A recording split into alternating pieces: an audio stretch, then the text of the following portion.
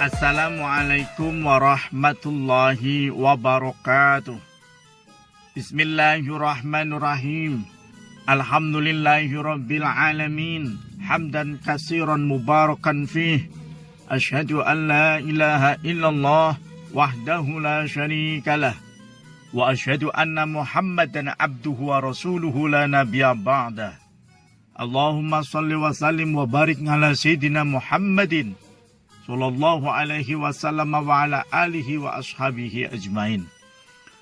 Para pemirsa dan pendengar Darul Fala TV yang dirahmati oleh Allah Subhanahu wa taala. Pada kesempatan yang berbahagia ini akan kami sampaikan hal-hal yang berkenaan dengan ibadah puasa kita di dalam bulan suci Ramadan. Mudah-mudahan dengan ini ibadah kita jadi tambah sempurna, tambah lebih baik dan diterima di sisi Allah Subhanahu wa taala. Allahumma amin ya rabbal alamin. Dan pada kali ini akan kami sampaikan tentang hal-hal yang masuk ke rongga mulut orang yang sedang berpuasa tapi tidak perlu untuk membatalkannya. Panjenengan juga bisa melihat dalam kitab Safinatun Najah halaman 122 sebelah kanan paling bawah. Kitab ini dikarang oleh Syekh Salim bin Sumair. Oke, kita mulai nggih. Kita mulai bahwasanya alladzi la yufattiru mimma yasilu ilal jawfi sab'atu afrad. Perkara-perkara yang masuk ke rongga mulut tapi tidak perlu membatalkan puasa itu ada 7. Yang pertama, ma yasilu ilal jawfi binisyan, sesuatu yang masuk ke rongga mulut karena sebab lupa. Contohnya apa? Makan, minum, dan lain sebagainya. Asalkan pada dasarnya lupa, maka dimaafkan. Lalu bagaimana hukum puasanya? Hukum puasanya tetap sah dan tidak perlu mengkodok pada tahun berikutnya. Dengan catatan, andai kata ia sadar bahwasanya ia sedang berpuasa, maka seketika itu juga wajib untuk menghentikan makannya dan wajib menghentikan minumnya. Yang kedua, perkara yang masuk ke rongga mulut tapi tidak perlu untuk membatalkan puasa adalah aubijahlin, karena sebab ketidaktahuannya. Ini disebabkan banyak sebab, diantaranya minimnya pengetahuannya tentang hal-hal yang bisa membatalkan puasa. Diantaranya makan dan minum. Sehingga waktu dia berpuasa, dia masih enak-enak saja makan dan minum. Kemudian ada saudaranya atau temannya yang menegur kepada dirinya, loh kamu kan sedang puasa, loh kamu makan, loh kok kamu minum. Kemudian dia mengatakan, loh emangnya tidak boleh kalau puasa makan dan minum? Ya tidak boleh. Orang yang seperti itu boleh langsung lanjut puasanya dan sah puasanya itu tanpa harus mengkodok pada tahun berikutnya. Karena apa? Karena sebab kebodohannya. Tapi ya aja terus bodoh terus. Ngoten nggih. Ya jenengane sengaja. Kemudian yang ketiga, al-ikrahin, karena sebab dipaksa.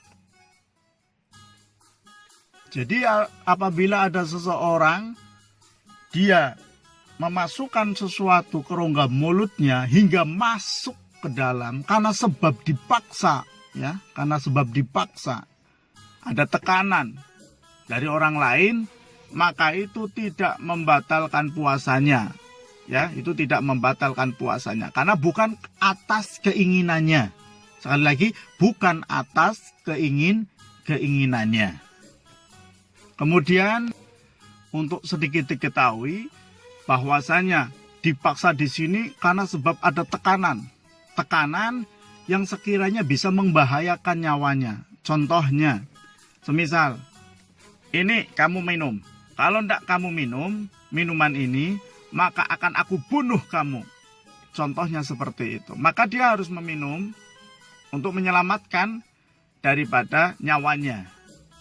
Setelah dia minum, orang yang mengancam tadi pergi, maka dia boleh untuk melanjutkan puasanya. Karena apa? Minumnya dia karena sebab paksaan dari orang lain yang bisa mengancam dari keselamatannya.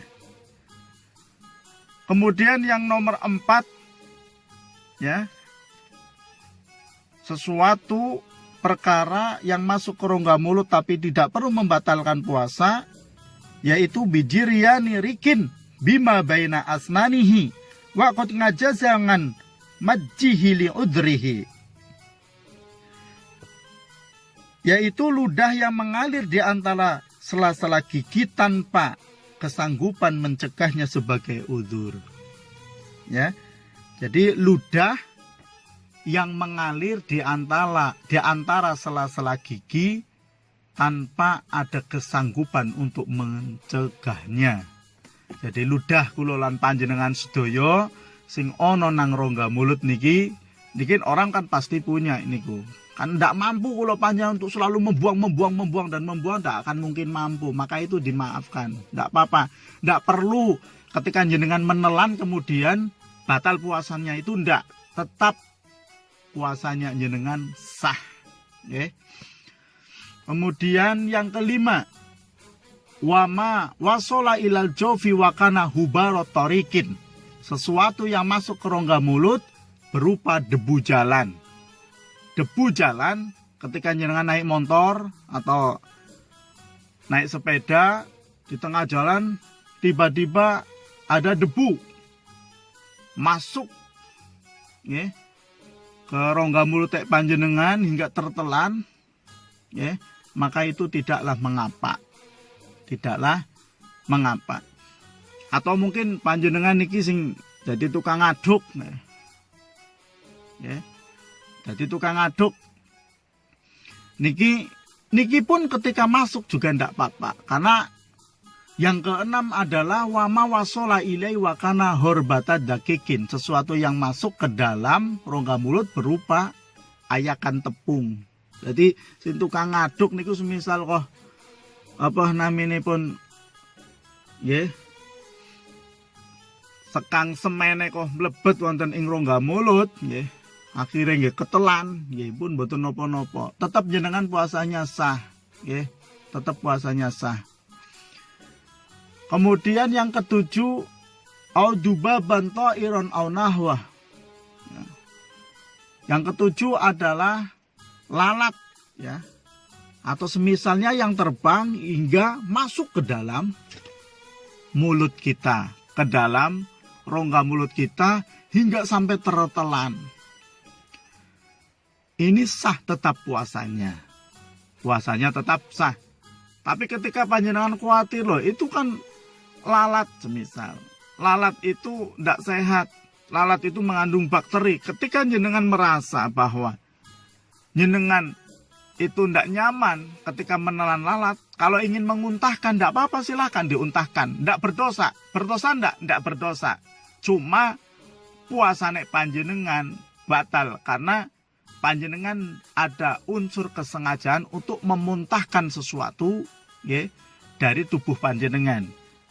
Kalau dosa tidak berdosa karena kekhawatiran panjenengan bahwa si lalat itu banyak bakterinya sehingga panjenengan untahkan, silakan, tidak apa-apa diuntahkan, tapi ya itu konsekuensinya puasane jenengan batal karena memuntahkan sesuatu dari tubuh panjenengan karena sebab sengaja itu bagian dari hal-hal yang membatalkan puasa.